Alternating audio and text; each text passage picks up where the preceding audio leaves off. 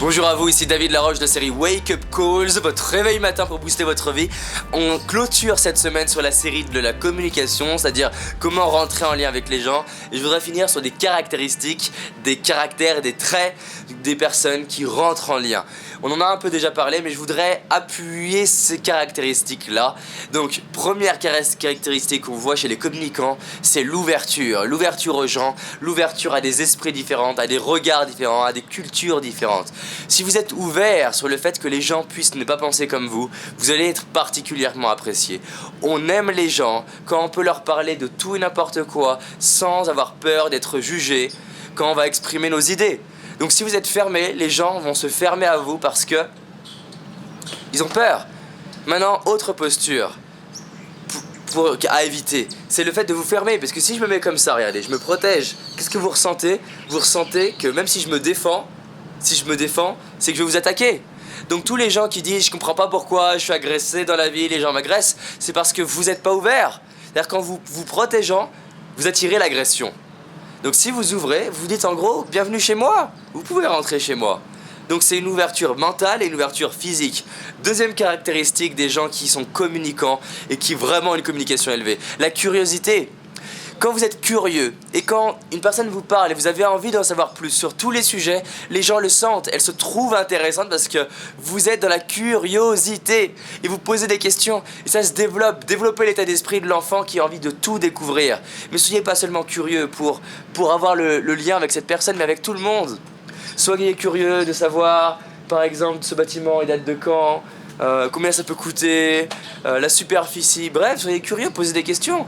Est-ce que ces plantes-là poussent d'une certaine façon? Posez des questions, soyez vraiment curieux. Il y a des questions à poser, ça c'est le deuxième trait, c'est la curiosité. Le troisième trait qui vraiment est un phénomène dément auprès des personnes, c'est le côté aventurier. On aime les gens qui ont des aventures à nous partager. Et ce qui est marrant, c'est qu'il n'y a pas besoin d'avoir fait des trucs hallucinants en fait. C'est rien que le fait d'arriver à en parler, de parler de toute chose comme une aventure, de votre vie comme une aventure, ça attire les gens. Si vous voyez la vie comme une aventure, comme si vous êtes un Indiana Jones de la vie, les gens vont être passionnés parce qu'ils trouvent ça passionnant de passer du temps avec vous. Quatrième chose, et là c'est vraiment concret, si vous vous lancez des défis régulièrement et des vrais défis, là c'est plus seulement d'arriver à en parler, mais c'est des vrais défis, c'est-à-dire partir en voyage, créer une entreprise, les gens sont attirés par ça. Cinquième caractéristique, c'est le fait de s'aimanter soi-même. C'est-à-dire qu'en gros, si vous ne vous aimez pas vous-même, les gens ne vont pas vous aimer, donc vous devez vous aimer vous-même. Nous sommes des aimants, C'est-à-dire qu'une personne qui n'attire pas, elle n'est pas aimantée, c'est un aimant qui est dépolarisé. Un aimant dépolarisé, qu'est-ce qui se passe? Il attire personne, il rejette personne. Et les gens ont peur de rejeter. Il faut bien comprendre que plus vous allez être polarisé, plus vous allez attirer des gens, rejeter des gens.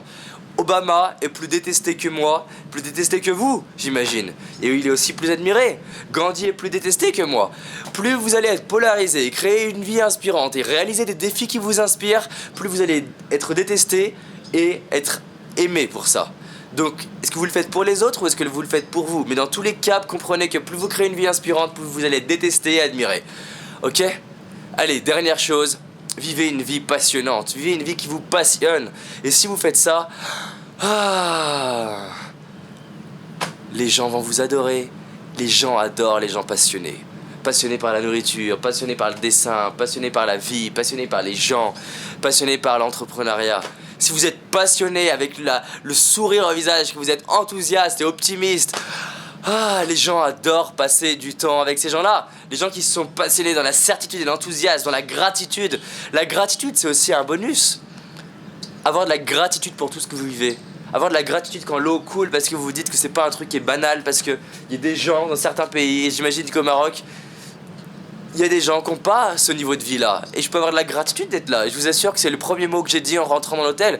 Gratitude que la vie m'aide à m'offrir ça. Gratitude. Et c'est pour ça que j'aime bien redonner, apporter de la valeur aux gens en me disant la vie m'offre et me donne des choses, fais des vidéos gratuites. Même si je fais des formations payantes, bien plus poussées, je vous invite à faire, je fais des vidéos gratuites parce que je sais que ça contribue. Et je ne mesure pas en me disant non, donne pas tout. Non, je donne tout ce que j'ai à donner, tout ce qui sort. Voilà, partagez cette vidéo si vous voulez aider vos amis autour de vous à enrichir leur vie. Et À demain, dans un autre endroit. À bientôt.